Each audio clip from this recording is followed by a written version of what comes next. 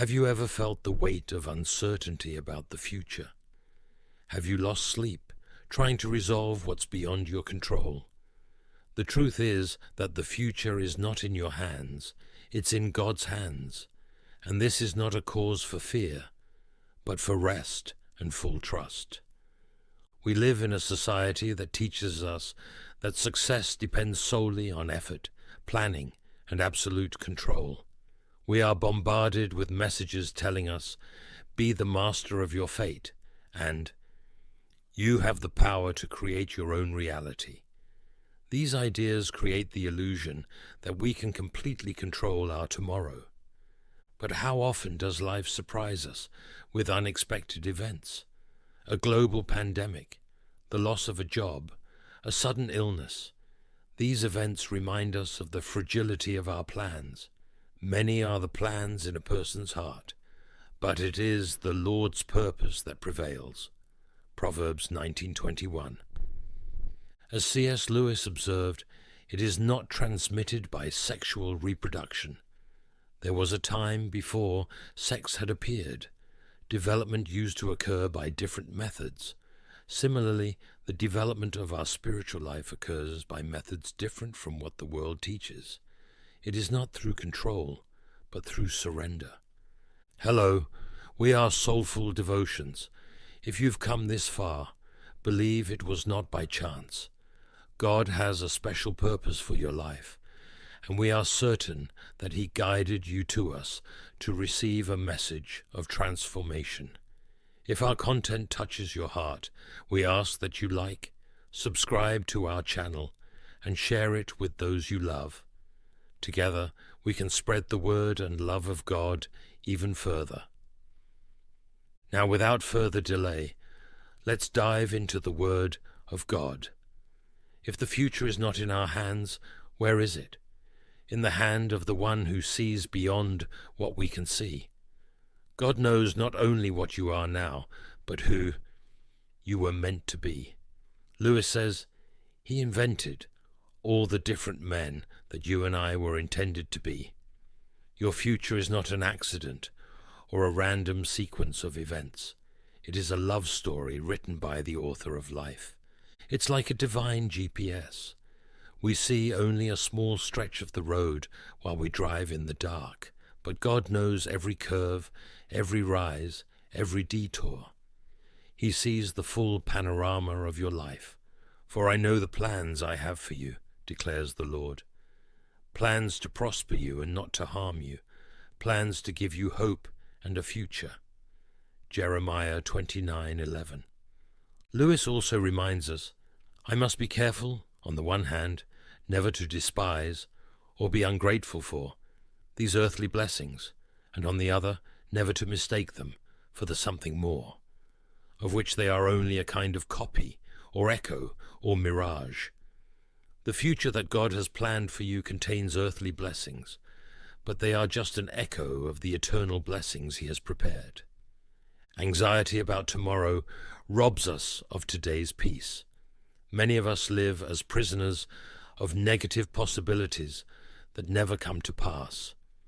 We expend emotional and spiritual energy fighting against imaginary enemies. Jesus teaches us, do not worry about tomorrow, for tomorrow will worry about itself. Matthew 6:34. Think about it.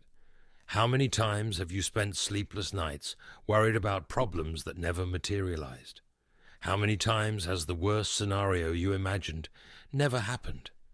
As Lewis wrote, fear teaches a person self-sufficiency that truly should be his, strength, which, when given from heaven, might be called his own. Acting in that strength, and only in it, which is conferred by God through His surrendered will. Trusting in the Father is not naivete.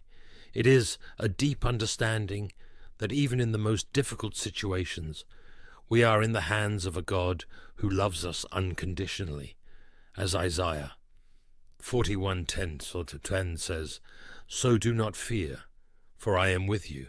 Do not be dismayed, for I am your God. I will strengthen you and help you. I will uphold you with my righteous right hand. Lewis reminds us, If you read history, you will find that the Christians who did most for the present world were precisely those who thought most of the next. It is since Christians have largely ceased to think of the other world that they have become so ineffective in this. The more we trust that our future is in God's hands, the more effective we become in our present mission. Surrendering the future to God does not mean passivity or fatalism. It's not sitting back and waiting for everything to happen magically. It is recognizing that there is a greater purpose guiding each step of our journey. Lewis describes this process as a transformation. In the last chapter, I compared the work of Christ in making new men to the process of turning a horse into a winged creature. I use that extreme example to emphasize the point that it is not merely an improvement, but a transformation. When we entrust our future to God, we are transformed. We cease to be creatures of anxiety and become children of peace, as Paul says in Philippians 4:6, 7. Do not be anxious about anything, but in every situation, by prayer and petition, with thanksgiving, present your requests to God, and the peace of God, which transcends all understanding, will guard your hearts and your minds in Christ Jesus. This peace that transcends all understanding comes when we recognize, as Lewis said, the new step, the step from being creatures to being children, is voluntary. When it is offered to us, we can refuse it. We can choose to continue trying to control our future, or we can choose to trust in our Heavenly Father. The more we converse with God, the more our faith grows. Prayer is not just asking, but listening. It is entering into communion with the one who knows our future. As 1 Thessalonians 5:17 says, pray continually. Lewis teaches us, faith, in the sense in which I am using the word here, is the art of holding on to things your reason has once accepted in spite of your changing moods, for moods will change, whatever view your reason takes. Constant prayer strengthens this faith, especially when the future seems uncertain. God's word reminds us of who He is and what He has done. It is the anchor that keeps us steady when the waves of uncertainty threaten to topple us. All Scripture is God-breathed and is useful for teaching, rebuking, correcting, and training in righteousness. 2 Timothy 3:16. Lewis emphasizes, consequently, one must cultivate the habit of faith.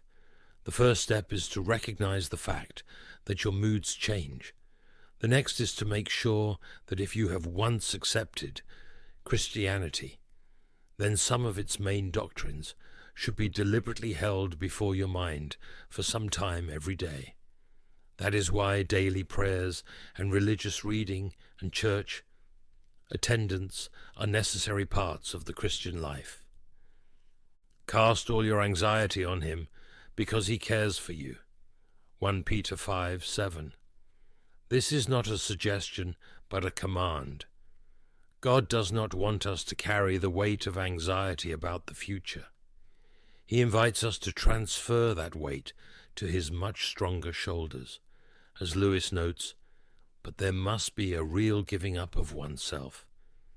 As long as your own personality is what concerns you, you are not going to Him at all.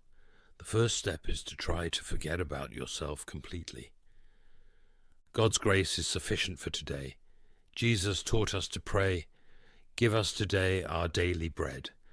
Matthew 6:11. We do not ask for bread for the next month or year, but for today. Lewis reflects, there are many things that cannot be understood. Until you have gone a certain distance along the Christian road, these things are purely practical, although they do not seem so.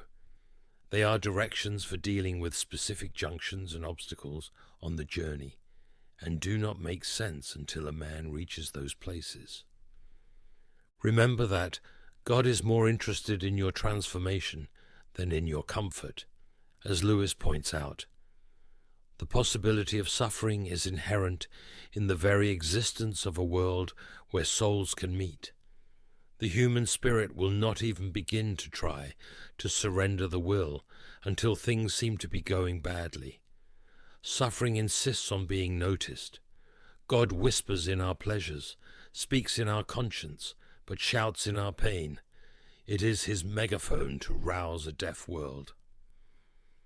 The uncertainties of the future are not punishments, but opportunities for growth. They are invitations to deeper trust. As Romans 8:28 says, "And we know that in all things God works for the good of those who love him, who have been called according to his purpose." When we surrender our future into God's hands, we experience a freedom that the world cannot offer. Lewis describes, "Give up yourself, and you will find your real self. Lose your life, and you will save it. Seek yourself, and in the long run, you will find only hatred, loneliness, despair, rage, ruin, and decay. But look for Christ, and you will find him, and with him everything else will be added." This is the paradoxical beauty of the Christian life. By relinquishing control of our future, we find true freedom. By submitting to God's will, we discover who we were created to be.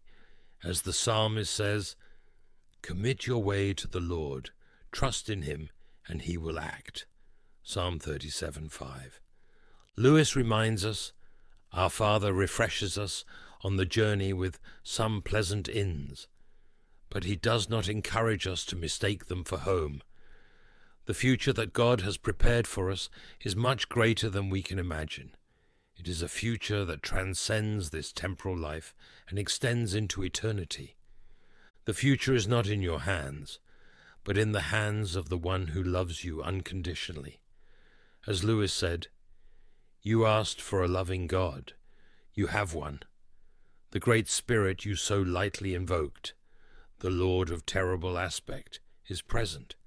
Not a senile benevolence that drowsily wishes you to be happy in your own way, but the consuming fire himself, the love that made the worlds. Today choose to surrender your anxiety to God and trust that he has already prepared a path for you. Choose to believe that the author of your faith is also the finisher of it. Hebrews 12:2.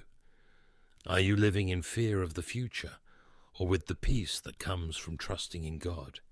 The answer to this question determines not only the quality of your current life, but also the nature of your future journey.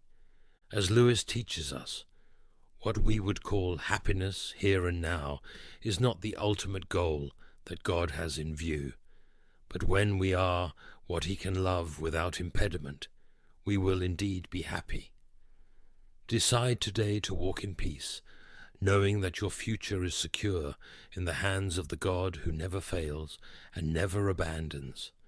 As Deuteronomy 31:8 says, "The Lord himself goes before you and will be with you. He will never leave you nor forsake you." Do not be afraid. Do not be discouraged. Now, brothers and sisters, let us join in prayer to our gracious and loving God. He is here, listening to every word and knowing every need. Close your eyes, open your heart, and pray with me in faith. Pray. O sovereign God, Lord of time and space, the one who draws history with firm hands and unfathomable eyes, we bow before you, recognizing our limitation and fragility. You are the God who sees the end from the beginning, the author who writes each page before it is lived, the potter who molds the clay of our lives with perfect purpose, while our hearts waver under the weight of uncertainty. You remain immutable, secure, faithful, eternal Father. Our days are before you like an unfolded scroll, each season already known, each tear already counted, each door that opens, each path that closes. Nothing escapes your gaze, Nothing flees your dominion, and yet we are a restless people. We want to hold tomorrow with our trembling hands, to draw our own maps, to steer our own boats across seas we do not know. But you call us to trust. Our Saviour teaches us, do not worry about tomorrow. O Lord, help us to release control and rest in your providence. Teach us, O God, the art of surrender. Surrender that is not resignation, but faith. Surrender that is not inertia, but trust. Surrender that bows not to despair, but to your perfect sovereignty. May we live each day under the light of your care, believing that the Lord's plans are always better than ours. When our fears scream in our souls, may your voice whisper to us, do not fear, for I am with you. When the darkness of the unknown surrounds us, may your word be a lamp to our feet. When storms threaten our boat, may we remember that you sleep serenely in the stern, for no wind blows without your permission. O Father, fix our eyes not on what is passing, but on the incorruptible inheritance that awaits us in Christ. May we not seek security in what crumbles, but in the eternal God, who is a firm rock. May we look forward, not with anxiety, but with hope, for in your secure hands rests our future. May we live today for your glory. Without fear of tomorrow, may our faith not be wavering, but anchored in you may we trust. Even though our eyes do not see, for you are faithful today and forever. In the name of Jesus, our peace and our rest. Amen. If this message touched your heart and brought blessings to your life today, we encourage you to share it with those who need to hear words of hope and love. By doing so, you are obeying the Lord's call, as recorded in Mark 16:15. He said to them, "Go into all the world and preach the gospel to all creation." Dear brothers and sisters, as we spread God's word, we fulfill his will and bring light to lives that need comfort and direction. Let us be instruments of the Lord's love, sharing this message so that others may experience the peace and joy of knowing our Saviour. United with hearts full of love and gratitude, let us take the good news to all corners of the world, answering the Father's call. Do not forget to click the like button and to subscribe to our channel for more messages like this. Together, we can reach more lives and spread the love of Christ. If you wish to accept Jesus Christ as your Lord and Saviour, I invite you right now to open your heart and receive God's grace. No matter where you have been or what you have done, Jesus came to save the lost, and God loves you deeply. He does not want anyone to perish, but for all to repent and find eternal life. Make this prayer of salvation in your heart. O Lord of the heavens, King of glory and Saviour of souls, with humility and a contrite heart, I approach your presence. I am like clay in your hands, broken and stained by the weight of sin, but eager to be shaped by your redeeming grace. O Christ, I recognize that I am a sinner, that I have walked paths far from your holiness, that my actions and thoughts have often rejected the splendor of your glory. Today, Lord Jesus, I cry out for your forgiveness. I have no merit to present, only a heart that longs for your transformative touch. I believe, Lord, that your cross is the bridge between my condemnation and your salvation. I believe that you were pierced for my transgressions, crushed for my iniquities, and that the punishment that brought me peace fell on you. And with gratitude I confess that by your wounds I am healed.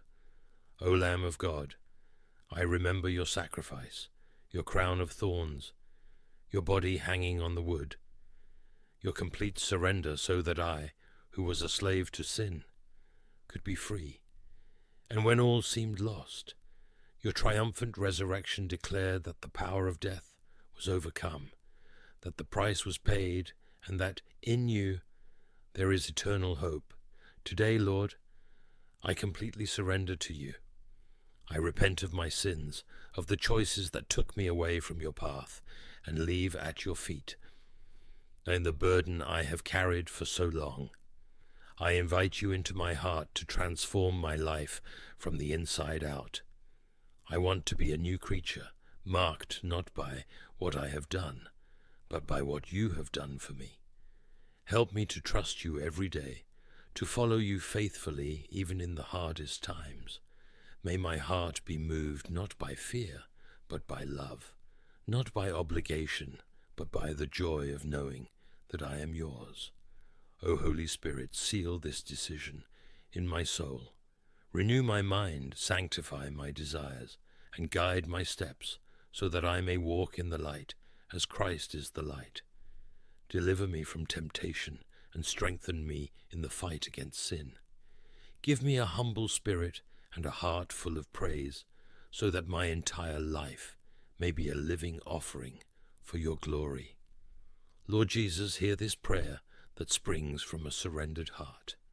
Thank you for saving me, for calling me by name, and for giving me a new identity in you. May your goodness and mercy follow me all the days of my life, until, finally, I see your face and behold your eternal glory. I pray all this in the name above all names, Jesus Christ, my Lord and Saviour. Amen. Thank you to everyone who followed this message and prayed with us. It is an honor to be part of your spiritual journey. May God continue to bless you and your family abundantly. Until the next video. What if I told you that what you've been calling depression might actually be a sign of your divine election? Yes, my friend. Those heavy feelings, that overwhelming sense of isolation, those tears shed in the darkness of night, they might not be what the world has labeled them. They might be the very marks of your calling. In a world quick to diagnose, quick to medicate, and quick to dismiss spiritual depth as mere psychological disorder, God's chosen ones must learn to discern. If you are among the elect, I urge you to listen carefully. What feels like a burden may actually be the weight of glory upon your shoulders. Recognizing the signs of your divine selection can be your strongest weapon against the enemy's lies. In fact, realizing who you truly are in God's kingdom could be the most liberating revelation you'll ever receive. In today's world, where everyone is quick to accept labels, quick to embrace limitations, and quick to surrender to diagnoses, the chosen ones must stand apart. If you are one of God's chosen vessels, I urge you, never accept the world's definition of your spiritual symptoms. These are not signs of breakdown, but of breakthrough. Without further ado, let's dive into sign number 1. Sign 1. Your unexplainable sense of not belonging isn't social anxiety. It's spiritual separation. The first sign that you're not merely depressed but divinely selected is your persistent sense of not belonging. Chosen ones, listen closely. What feels like social anxiety or isolation is actually spiritual separation for holy purposes. You've always felt different, haven't you? Like you're seeing a dimension others cannot perceive. You struggle to engage in shallow conversations while your spirit craves depth. The trivial matters that occupy others leave you feeling empty and disconnected. This isn't a flaw, it's a feature of your calling. Ecclesiastes 7:5 says it clearly. It is better to hear the rebuke of the wise than for a man to hear the song of fools. Let that sink in. The wise aren't entertained by the same things that captivate the masses. They understand that separation is sometimes necessary for preservation and preparation. Take Noah as an example. For decades he worked on an ark while others mocked him. Scripture doesn't detail his emotional state, but imagine the isolation he must have felt, being the only one preparing for something no one else believed in. Yet this separation wasn't depression. It was divine protection and purpose. Noah understood something that every chosen one must understand. Being set apart feels lonely, but it's actually loving preparation.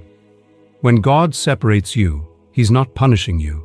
He's protecting and preparing you for what's ahead. When you're walking a path no one else seems to see, the last thing you need is to misdiagnose your divine differentiation as mere mental distress. Feeling out of place in a world not designed for eternal beings is not a disorder. It's discernment. Sign 2. Your heightened sensitivity isn't emotional fragility, it's spiritual perception. The second sign where misdiagnosis often occurs is in your unusual sensitivity. Your empathic abilities, your tendency to feel things deeply, your inability to shield yourself from the pain around you. The world calls this emotional weakness. But chosen ones, this is actually spiritual perception. In a culture that celebrates stoicism and emotional detachment, your inability to remain unmoved by suffering appears as vulnerability. But what if these aren't defects, but divine gifts? What if your tears are not evidence of weakness, but of wisdom? Ezekiel 3:15 speaks to this reality. Then I came to them of the captivity at Tel Abib, who dwelt by the river of Chebar, and I sat where they sat, and remained there astonished among them 7 days. The prophet Ezekiel, upon seeing the state of his people in exile, was so moved that he sat in silent astonishment for an entire week. This wasn't depression. It was divine empathy. Think about Jeremiah, often called the weeping prophet. In Jeremiah 9:1, he cries out, "Oh, that my head were waters, and my eyes a fountain of tears, that I might weep day and night for the slain of the daughter of my people." Was Jeremiah suffering from emotional instability? Absolutely not. His tears were prophetic, his grief a gift that allowed him to convey God's heart to a hardened people. Your sensitivity isn't something to medicate away, it's something to steward properly.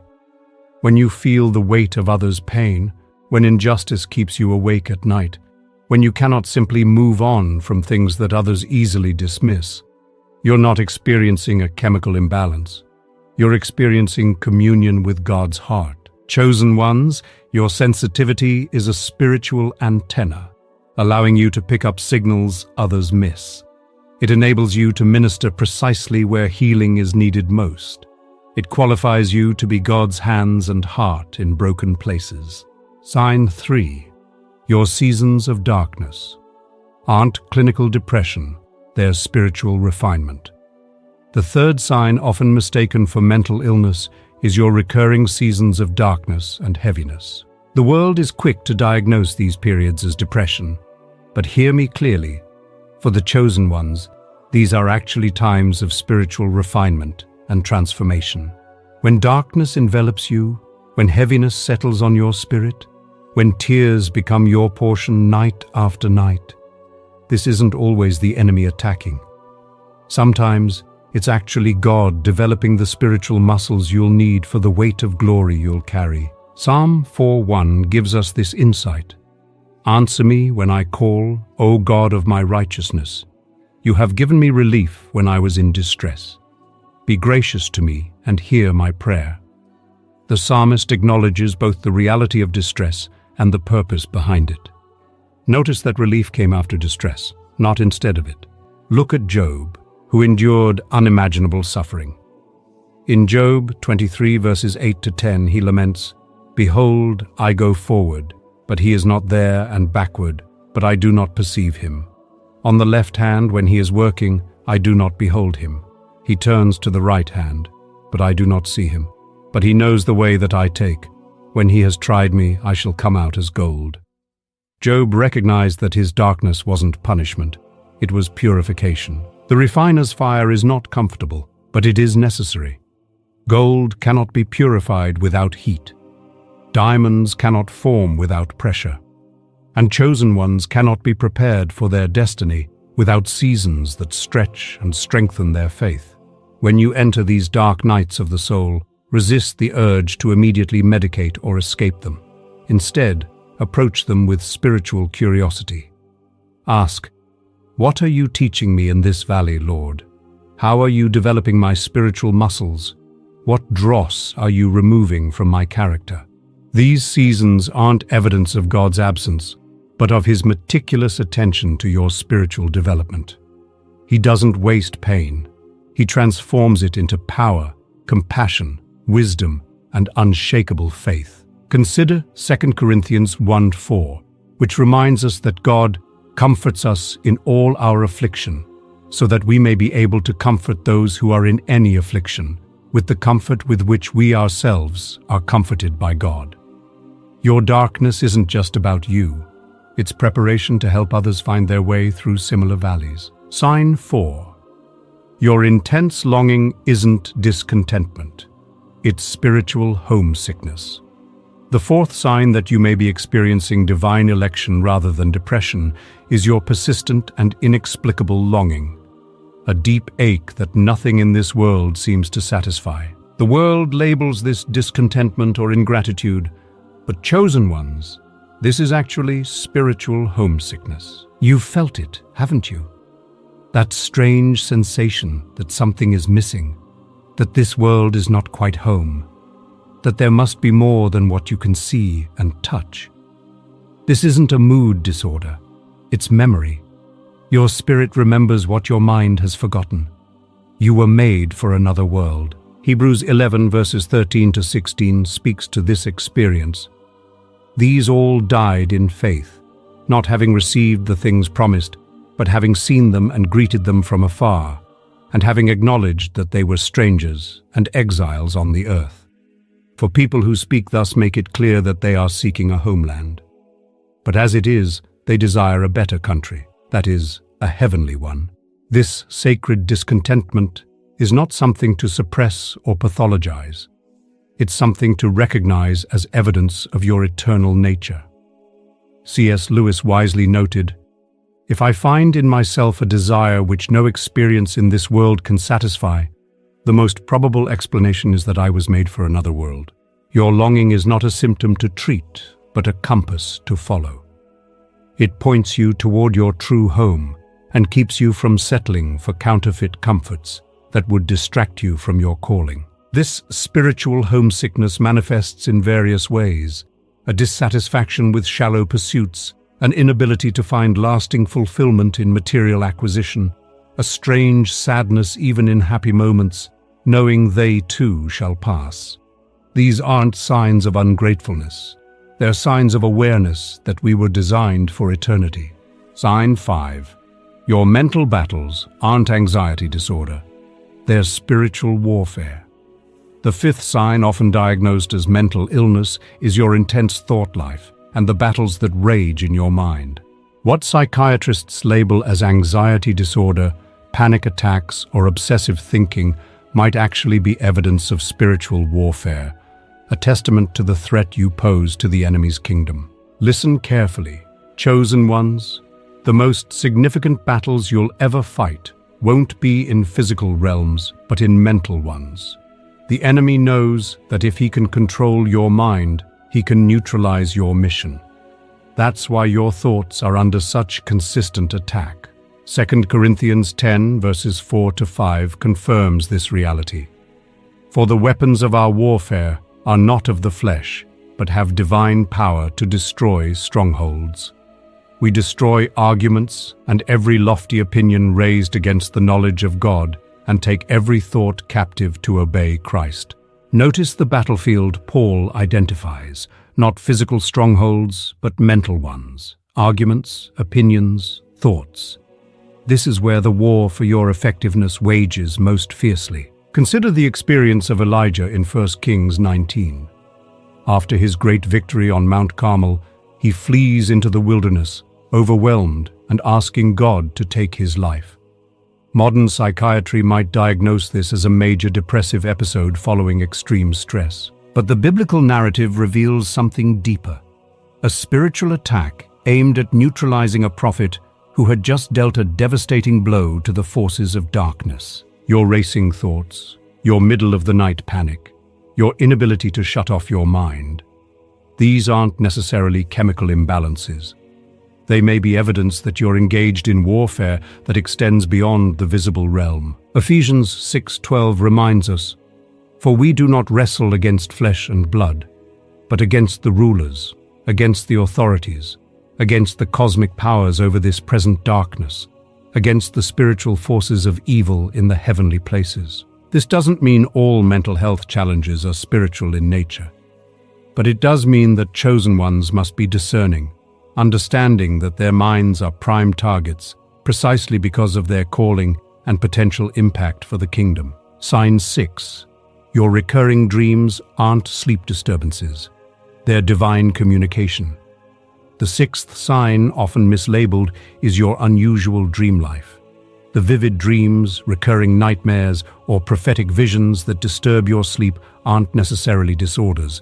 They may be divine communication channels being established. Throughout Scripture, God consistently used dreams as vehicles for revelation. Yet today, these same experiences are often reduced to stress responses or subconscious processing.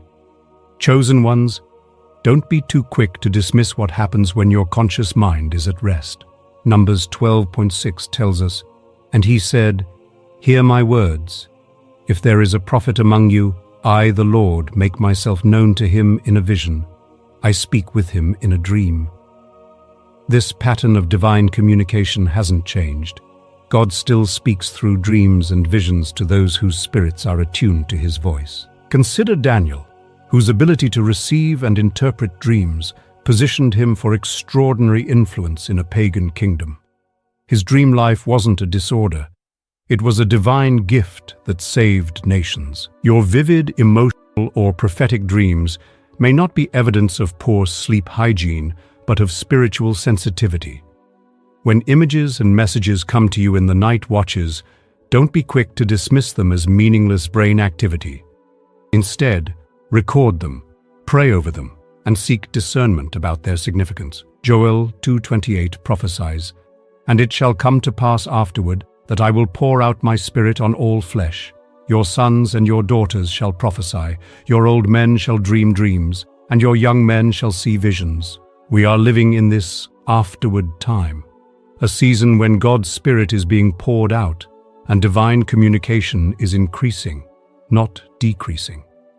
Your unusual dream experiences may be evidence not of disorder, but of alignment with this prophetic reality. Chosen ones, start keeping a dream journal. Record what you see and hear in those twilight hours when your defenses are down and your spirit is most receptive. Over time, patterns will emerge, symbols will clarify, and you may discover that God has been speaking to you all along through a language your rational mind was too quick to discount. By honoring your dreams as potential vehicles for divine communication, you open yourself to guidance, warning, encouragement, and revelation that might come in no other way. What the world calls sleep disturbance may actually be God disturbing your sleep for purposes far greater than you've imagined. Sign 7. Your creative suffering isn't artistic temperament. It's prophetic burden. The 7th sign, often misdiagnosed, is the suffering that accompanies your creative or artistic expression. What the world dismisses as artistic temperament or the tortured artist syndrome might actually be the weight of prophetic burden, the cost of carrying and communicating divine messages through your creative gifts. Throughout history, those who created the most moving art, music, literature, and other forms of expression often experienced the deepest personal suffering. The world attributes this to psychological instability inherent in the creative personality. But what if there's a spiritual explanation? Habakkuk 2.2 instructs, "And the Lord answered me, write the vision, make it plain on tablets, so he may run who reads it." Creative expression has always been a vehicle for divine messaging. Those called to communicate God's heart through creative means often feel the weight of that responsibility in ways that manifest as emotional distress. Consider Ezekiel, who was called to embody his prophetic messages through bizarre physical demonstrations.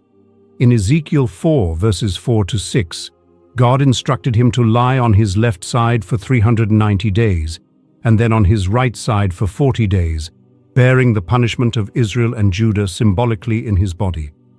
Was Ezekiel mentally ill, or was he carrying a prophetic burden through physical expression? Your creative suffering The overwhelming emotions that accompany your writing, music, art, or other forms of expression may not be pathology, but purpose. The intensity you feel may be the pressure of eternity pressing against time, seeking release through your creative acts. Psalm 39 verses 2 to 3 describes this experience. I was mute and silent. I held my peace to no avail, and my distress grew worse. My heart became hot within me. As I mused, the fire burned. Then I spoke with my tongue. This isn't depression, it's divine inspiration demanding expression. Chosen ones with creative callings, understand that your emotional intensity isn't something to medicate away. It's the very fuel for the prophetic fire that makes your work powerful and impactful. The depth of your feeling becomes the depth of your communication. Isaiah 54 reveals this connection. The Lord God has given me the tongue of those who are taught, that I may know how to sustain with a word him who is weary. Morning by morning he awakens my ear to hear as those who are taught. This gift of divine communication comes with a cost. The awakened ear must hear not just the beautiful, but also the terrible. Not just. Chosen ones, as you navigate this journey with God, remember that discernment is essential. What the world is quick to diagnose, medicate, and dismiss may actually be the very marks of your divine selection. Don't fall into the trap of accepting every diagnosis or dismissing every spiritual explanation. Your journey requires nuance, wisdom, and careful discernment. By understanding the signs of your calling, you protect what God has entrusted to you and position yourself to fulfill your divine purpose with clarity and confidence. If this message has resonated with you, don't keep it to yourself. Comment, "Yes, Lord," like this message, and share it with someone else who needs this perspective. Let's continue this journey together, and may God illuminate your path as you walk in the fullness of your divine calling.